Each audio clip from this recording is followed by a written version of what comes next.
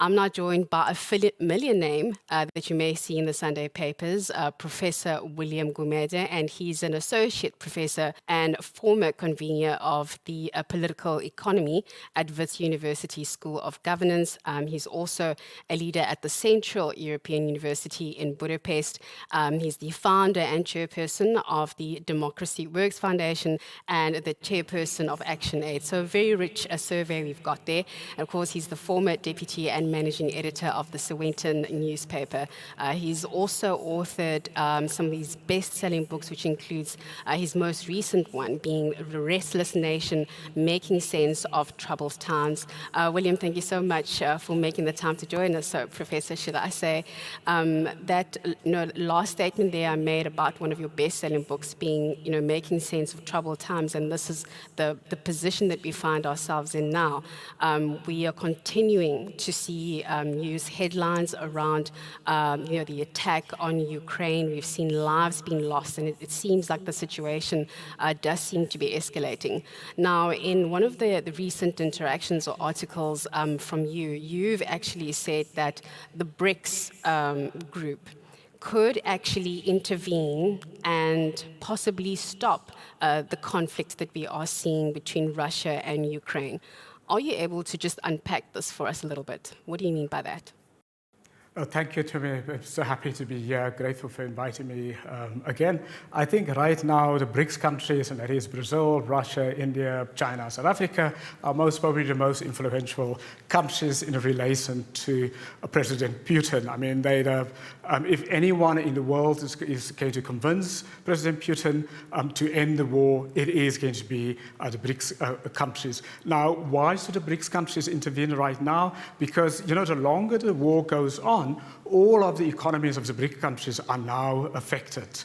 I mean, of course, in the South African case, it's not only our economy that's affected, but also our political stability. I mean, we've seen, social crises. We may see, because of the global inflation getting to us now, also, we may see social instability and political instability in South Africa also. So it's really in the interest of individual BRICS countries to approach President Putin and to try to mediate an end to this conflict. Interesting, because you mentioned that it is really in the interest of these countries to, to step in. So the UN General Assembly had a resolution adopted. I think this was on the 2nd of March, and this was with regards to having Russia immediately withdraw from Ukraine. So the resolution that was adopted now, out of 193 member states, 141 of them voted for the non-binding resolution. 5 voted against the resolution. Now, South Africa, Zimbabwe, Mali, Namibia, and Mozambique, though, were among the 35 member states that decided to abstain from the vote. Now, there was a tweet actually from the Western Cape Premier, and I'd like to just, quote what he said. He said that this unprovoked, illegal war, which threatens world peace and the very foundation of the liberal international order, cannot be met by neutrality and silence, and it requires all of us to take a stand. Now, how should we be reading South Africa's decision to abstain? I mean, there's a couple of levels to South Africa's positioning. I think the first level certainly is a BRICS positioning. Now, although BRICS is a trade bloc, the BRICS countries have been voting in international forums on political basis, sort of solidarity, togetherness. And South Africa has abstained in previous UN elections in relation to, the war, the Russian war, based on the fact of that allegiance to BRICS. Of course, India, for example, did the same. China did the same. But there's also there's a historical connection also. Many countries of Southern Africa who were part of the liberation movements were supported by the Soviet Union.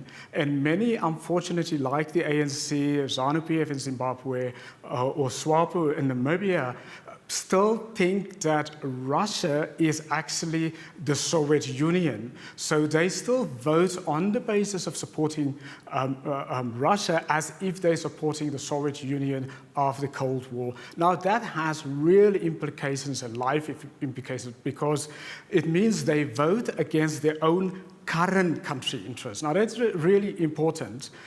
So when a Zimbabwe or South Africa or Namibia abstain from the voting to condemn Russia, what they do is they undermine their own interests, their own country interests, their own country economies, and even political instability in their own country.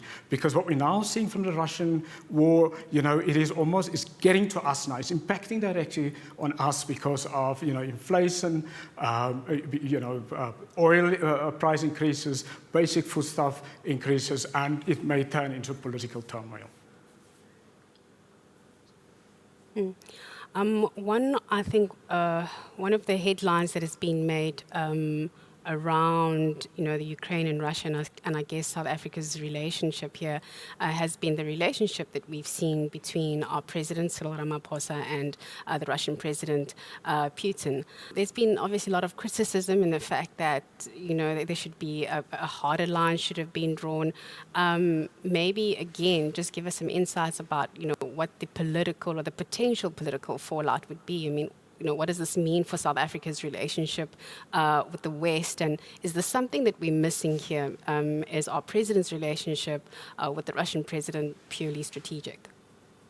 One of the fallouts, there's, of course, a number of fallouts, but one of the fallouts really is that because we are seen to be supporting Russia, it may be that the Western world also isolates us economically. So we may become, in the whole process, we might actually lose economically, where investors will say, well, actually, you are signing with Russia, we're moving our money out of South Africa, or we're not bringing in our money. Now, that is really will have real-life implications. President Cyril Ramaphosa, for example, his ambition is to raise billions of money in foreign investments in order to deal with our growth issues, deal with our unemployment, deal with our poverty. So it just means that he may not reach his objectives if this is the case. So whatever we do politically has a direct impact domestically on our economics and also on our politics.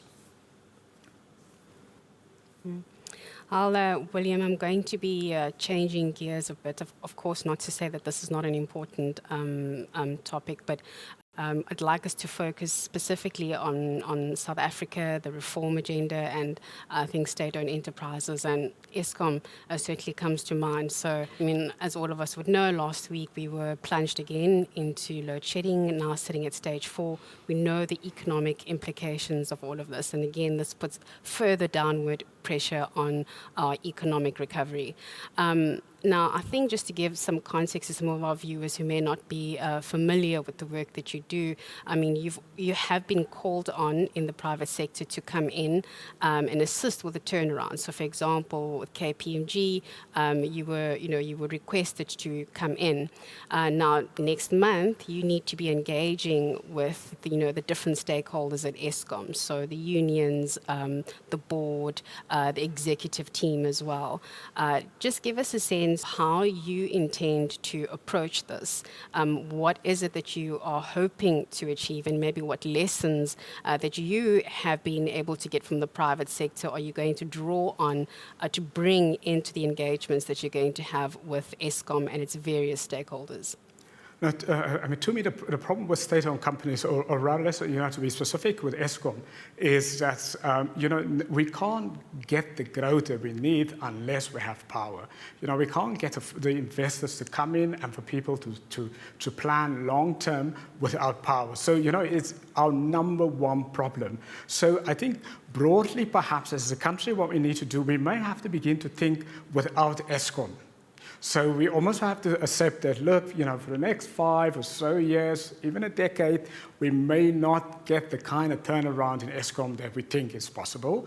then we have to think, what are all of these plethora of alternative energy sources? And I think that really should be, I think our thinking should be there. And then what are the opportunities? What are the growth opportunities? What are investment opportunities in all of the alternative energy? Now, the thing is specifically with Eskom and also all other state-owned companies, the difficulty about reform in our state-owned companies is that they are all, every reform that one wants to try, and maybe if I unpack it from an Eskom point of view, there's about 5 really big ticket items that that one needs to reform there. The first thing is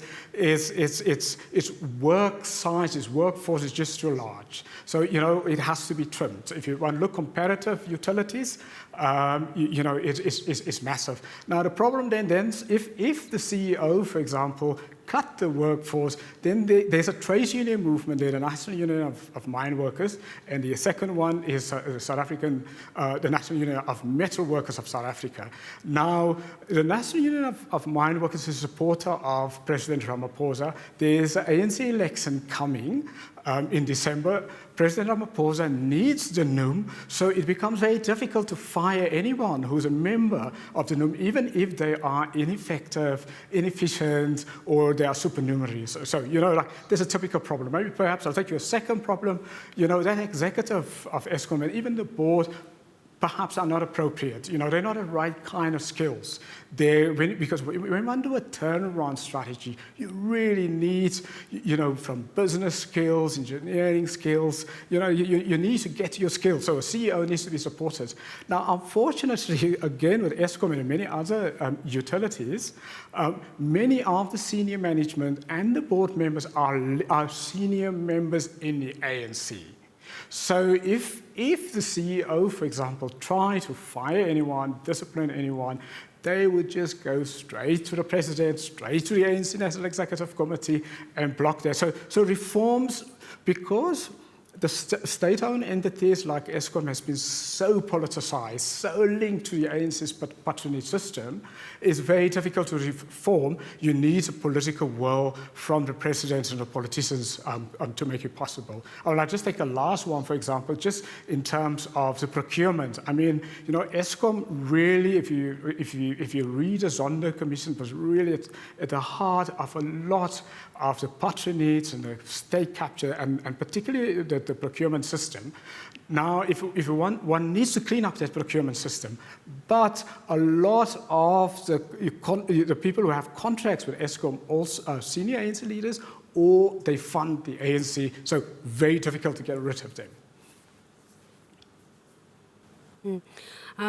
William, you mentioned a couple of things there, and I think the question or the concern that comes to mind is that there is economic reform possible when it comes to a state-owned enterprise like Eskom.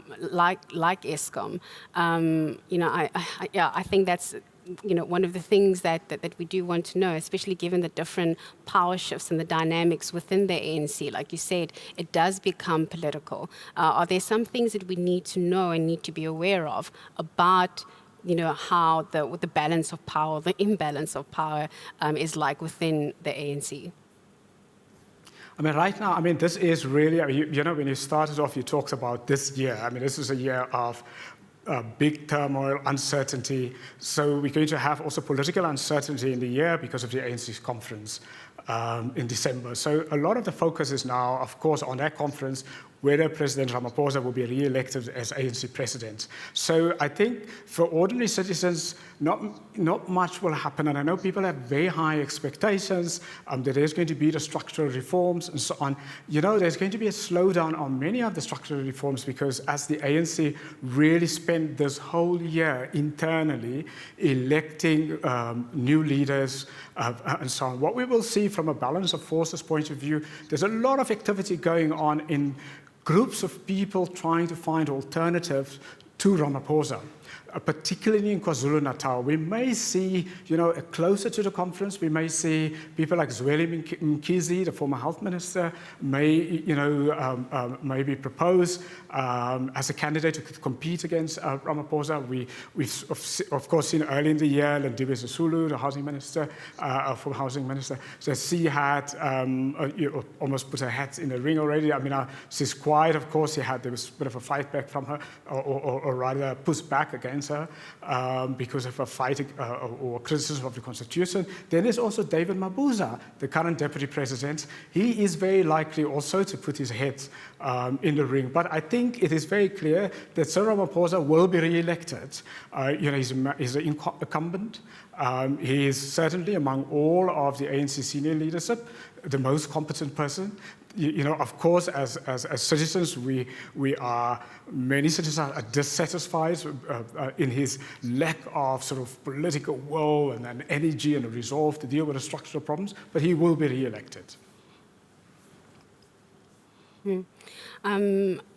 In one of your, I think it was one of your previous comments, you were talking about the different dynamics at play here and now. You mentioned there's the issues around trade unions, what needs to be done, the hard decisions that need to be made. I want to refer to, I think there's a recent article that you wrote. I mean, a lot of, I think maybe analysts or people will draw comparisons between different countries. You make the comparison with Singapore in the fact that, they broke away or they got their independence back in 1965 from British rule, and they went from being a very dead poor country to one that is thriving and being a developed economy. They had their, PAP, or the People's or Action Party, at the helm. And you said that there are certainly lessons that can be learned here by the ANC. Trade Movement Union is one of the things that they showed in terms of their commitment to put certain things in place. So are you able just to elaborate for us, what are some of the things that Singapore was able to do, or that particular ruling party able to do? Because as you know, with the wage bill, we had the budget just recently, we are going to be going into negotiations again. What is it that we could possibly learn from the likes of Singapore? Yes, I've just recently, 3 weeks ago, completed a paper and a long paper on lessons to be learned from Singapore's People's Action Party, which, in my view, certainly has been the most successful independence movement the world has seen since the Second World War. So the paper is a paper commissioned for ANC members ahead of the conference. And for me, there's about 4 or 5 core things and the way they reformed their party. And the interesting thing about the People's Action Party in Singapore, that they were also a left-wing party when they started. They had trade unions, they had Communist Party, they looked like the ANC. But, in government, they were more successful. I mean, in the early 1960s, Singapore was one of the poorest countries in the world. By the 1990s, Singapore had the same per capita as Germany. Singapore had become an industrial country. Now, what is the lesson from that? I think the very first thing is that Singapore actually forcefully retired all incompetent liberation independence leaders. They're corrupt, and they did it very brutally. And the second thing that they did was that, they brought business in as an equal partner. Now, that's really important, as an equal partner to the trade unions and even to government. It's almost like it's a social pact of equal partners. Now, in the South African context, and many of the African liberation movements, especially those on the left, what they do, they give the trade unions more power than business, and it means they're not able to utilize the energy, the skills, and the human capital that sits in business. And coming to South Africa, although we're in a crisis as a country, most of our skills and our resources and our innovation actually sits outside government, outside the state, outside the government. So if we want to solve our problems, if we want to get the growth that we want, the employment, deal with poverty, we have to get the capacity of the non-state, of business, to be a co-partner, not like to be behind and to be directed by government, but a co-partner. And for me, that is a really exciting some lessons from Singapore for us. William, you mentioned just now that you see President Cyril Ramaphosa being elected at the conference at the end of the year. I think one of the things, apart from obviously dealing with trade unions, will be the issue around corruption. Again, just drawing from the example from Singapore, just to take from one of your extracts, you said that it's almost as though that the ANC will need, or the President Cyril Ramaphosa will need to employ some sort of shock therapy and be willing to make those hard decisions. Now, looking at recent developments and maybe some developments that have been a bit more staggered. We saw that the president had announced Zondo as the fourth Chief Justice here in South Africa, and when the position does become available, we may have Maya stepping in as the deputy. Certainly, this would be perceived as a positive move and making the right appointments and moving us in the right direction. Yes? No, absolutely. I think that's mostly one of his most important appointments. As a country, we've been criticizing the president for not bringing the right kind of people in the right kind of positions. The Zondo appointment as the Chief Justice, I think, is one of those. Is a really brilliant appointment. Given the fact that the ANC, the party itself, is opposed to Zondo, and we're going into a phase now for until the next elections where we're going to have to prosecute the corrupt within the ANC in order to create almost an investor climate, a climate of confidence. We have to deal with the corruption. And Zondo, I think his reputation, he is the right kind of person because he has the credibility. He's not frightened of the ANC or the politicians. So, for me, he's a brilliant appointment. And the Zondo type of appointments is the kind of appointments that Ramaphosa will have to be made also in other spheres to get the country going again and to rebuild confidence, so we can get the growth targets, we can get the confidence and the credibility, and people can feel hopeful again to make the kind of investments or to come up with new ideas and so on. So hopefully that's the start of more of those kinds of appointments. William, we have run out of time, but I'm going to try and squeeze in one final question for you. Obviously the topic of this particular discussion was, is South Africa at a tipping point? And you mentioned a couple of things from, our relationship within the BRICS and Ukraine, the repercussions in terms of the West. We've got the NEC conference coming up at the end of the year. So the question around, is South Africa at a tipping point? We need an answer to that. So what are some of the key markers that you are looking out for that could change things or could give an answer yes or no? I've thrown a lot in there. I guess what I'm trying to find out is there actually light at the end of the tunnel? No, there will always be light at the end of the tunnel. As I say, we are at a tipping point, but we have the resources to overcome our problems. Really, what we need to do, or what the ANC, because the ANC is a governing party, what it needs to do is to bring the capacity of South Africa to bear, the capacity that's sits outside the ANC, sits outside the state. So once that can happen, we're really going to change the country. But we really are at a tipping point.